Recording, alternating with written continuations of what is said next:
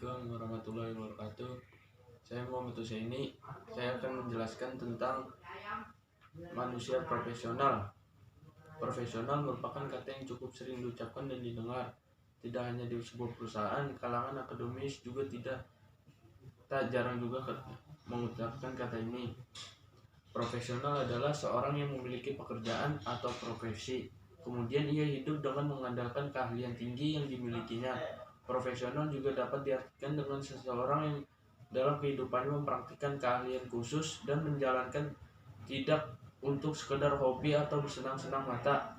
Orang tersebut orang disebut profesional jika memiliki tolak ukur perilaku di atas rata manusia pada umumnya.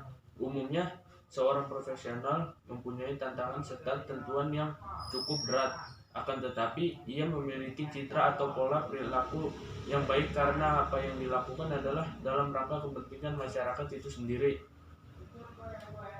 Seorang karyawan profesional merupakan karyawan yang dibayar dan menjalankan tugas sesuai dengan arahan yang ada. Profesional sesungguhnya tidak hanya berhubungan dengan keahlian, namun juga berkorelasi dengan pendapatan. Orang yang profesional cenderung memiliki keahlian tertentu dan juga semangat untuk melakukan kegiatan kerja. Di dalam melakukan pekerjaan yang digeluti, orang yang profesional harus bisa bertindak secara objektif dan bebas dari berbagai sikap buruk seperti sentimen, malu, benci, ataupun malas dalam mengambil suatu keputusan. Syarat umum profesional yang pertama adalah satu, skill. Hal pertama yang dibutuhkan untuk menjadi profesional adalah skill. Seseorang disebut sebagai profesional apabila ia terbukti sebagai orang yang ahli di bidangnya, tidak memandang bidang apapun, mulai dari bidang yang paling sederhana hingga yang paling elit. Kemampuan seseorang profesional bisa dilihat dari keahlian yang di atas rata-rata. 2. Pengetahuan. Hal pokok selanjutnya yang harus ada pada seseorang profesional adalah pengetahuan atau knowledge. Artinya seseorang harus benar-benar menguasai atau setidaknya memiliki wawasan ilmu yang berhubungan dengan bidangnya. 3. Attitude. Sisi lain yang tidak kalah penting untuk seseorang profesional adalah attitude. Artinya seseorang tersebut tidak sebatas pintar, namun juga mempunyai etika baik untuk diterapkan di bidang masing-masing. Yang kedua, saya akan menjelaskan pengertian dan peranan manajemen. 1. Pengertian organisasi.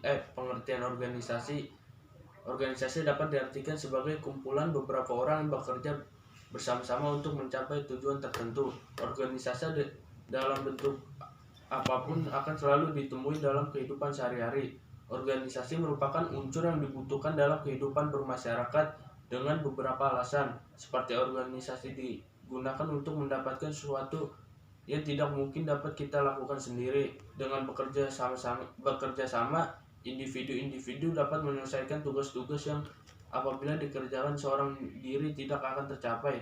Organisasi dapat menyediakan pengetahuan yang berkesinambungan serta dapat menjadi sumber karir yang penting.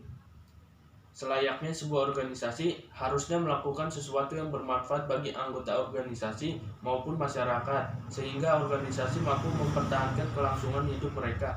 Secara umum, organisasi dibedakan atas dua bentuk. Pertama, organisasi dengan orientasi laba, seperti perusahaan yang menyediakan produk, barang, atau jasa.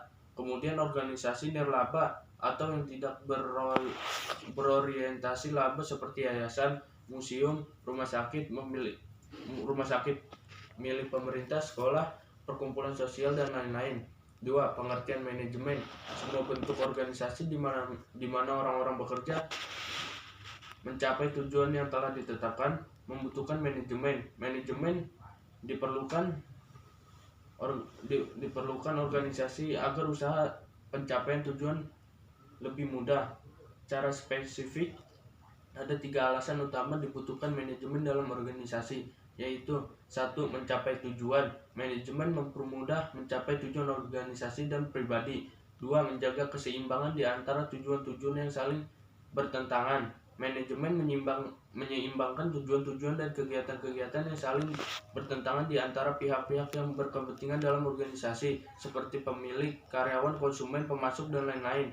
3. Mencapai efisien dan efektivitas. Efisien dan efektivitas merupakan suatu ukuran prestasi organisasi.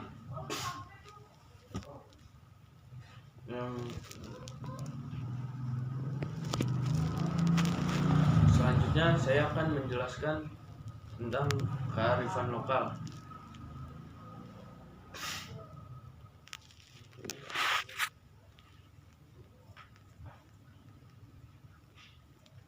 Saya akan menjelaskan tentang pengertian korupsi dan cara memberantasnya. Pengertian tindak pidana korupsi. Korupsi secara harfiah merupakan sesuatu yang busuk, jahat, dan merusak. Secara harfiah, korupsi mempunyai pengertian yang luas. Pertama, penyelewengan atau penggelapan uang negara atau perusahaan untuk kepentingan pribadi dan orang lain. Kedua, memakai barang atau uang yang dipercayakan kepadanya dapat disogok.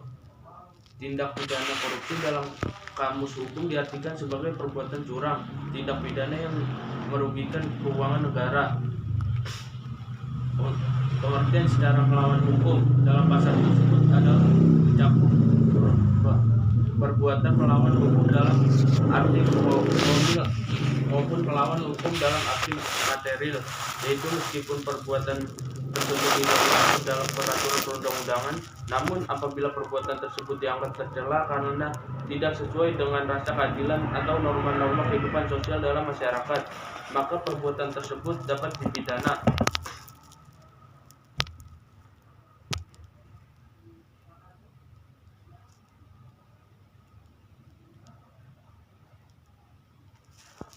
Inilah cara upaya pemberantasan. Dalam upaya pemberantasan tindak pidana korupsi agar dapat menjangkau berbagai modus penyimpangan keuangan negara atau perekonomian negara yang semakin rumit dan canggih, maka dalam penjelasan umum Undang-Undang Nomor 31 Tahun 1999, Undang-Undang Nomor 20 Tahun 2001.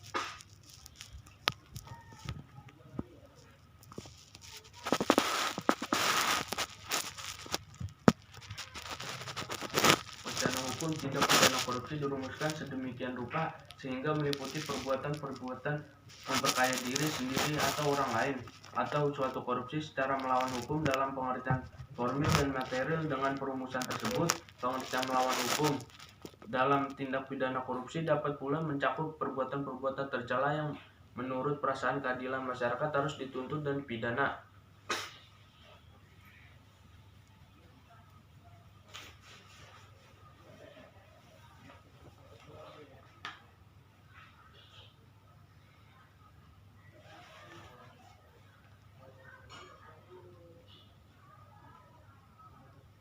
Inilah cara agar pemberantasan korupsi. Satu, sebagian strategi pemberantasan korupsi sangat penting, di mana bersama aparat penegak hukum dapat saling melengkapi dalam proses pemberantasan korupsi. Masyarakat yang berbeda dapat melakukan kontrol dan memberi masukan selama proses penegakan hukum. Bahkan di saat penegakan hukum formal lemah dan tidak dapat menghadapi tindak pidana tersebut, masyarakat dapat tampil untuk berpartisipasi melalui sistem dan tatanan yang demokratis dan transparan. Bentuk dan sifat partisipasi masyarakat dalam proses tersebut harus diselenggarakan secara demokrasi dalam suasana yang menghargai nilai-nilai dan kepatutan serta keadilan masyarakat tanpa harus mengabaikan perlindungan dan penghargaan terhadap hak asasi manusia. Pemerintah harus membenahi sistem dan birokrasi pemerintah. Kualitas dan kuantitas serta kinerja pelayanan publik harus ditingkatkan agar semakin transparan, efektif, efisien, dan akuntabel, sehingga akan lebih mudah menindak tindak pidana korupsi yang terjadi. Itulah